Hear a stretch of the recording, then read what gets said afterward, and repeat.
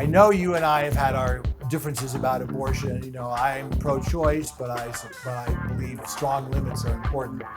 But of course, you probably heard about this 10-year-old girl who is a victim, I think it was, of incest. And she couldn't have an abortion in Ohio, so she's going to have to go to Indiana. And I guess the point is, first of all, how can a 10-year-old even have a baby? And secondly, are there any limits to this extremism of no exceptions for rape or incest? Would you at least allow that 10-year-old girl to have an abortion? Well, yeah, I mean, I think Kristi Noem was asked about this very case, and she said when you're looking at a 10-year-old, I mean, her organs and the systems are not fully developed. I mean, I think there is considerable risk to the child and to the mother, you know, and I think that risk is something that should really be looked at, you know, and I But think she also that said that, that that she is. wouldn't oppose it. She also said that she would support that law, even with the 10-year-old. No, she said in this case there might be an exception. And again, I think this is one of those most extreme cases. But the truth is, Dave, only 1% of abortions, this is according to the Guttmacher Institute, which is pro-abortion, of rapes, or of abortions in America are a result of rape. 1%.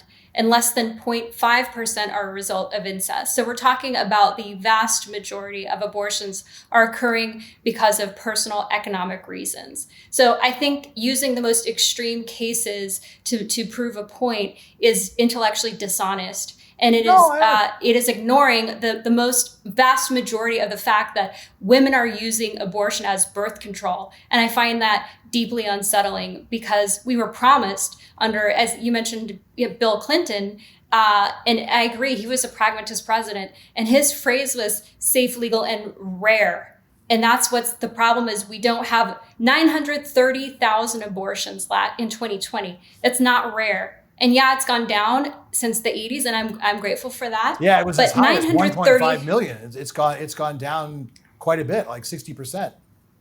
Yeah, but still 40%. 930,000 compared to, 3 million live births. That's almost 1 out of 4, roughly, give or take, pregnancies in America. That is not rare. And so I just think that having a conversation about life, and again, this is about science for me.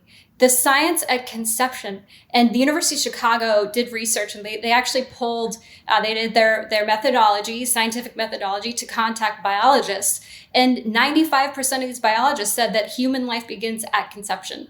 So that is when you have the DNA for an entirely separate human body. So that's why it's 2 bodies at stake. Here's a stat for you. You know, when evangelicals came up with the life begins at conception, 1979.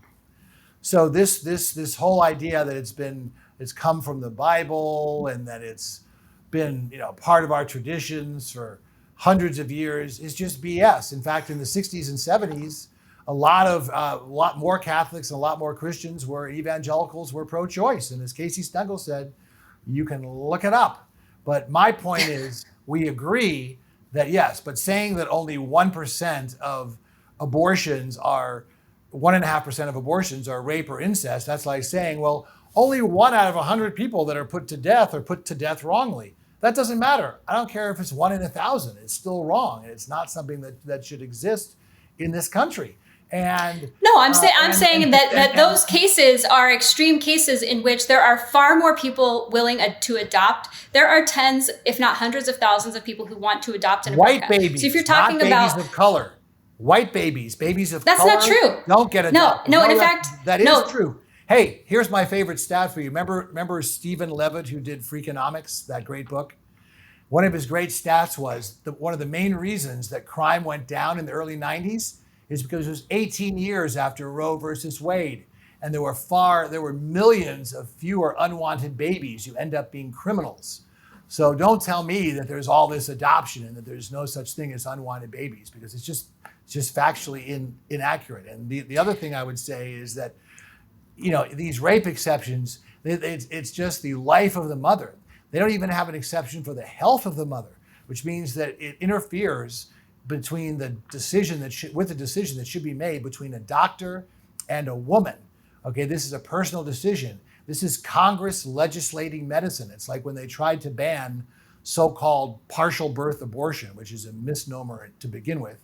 But again, Congress legislating medicine. But it just goes to show you that the right is all about personal freedom, except when it comes to things that they don't like.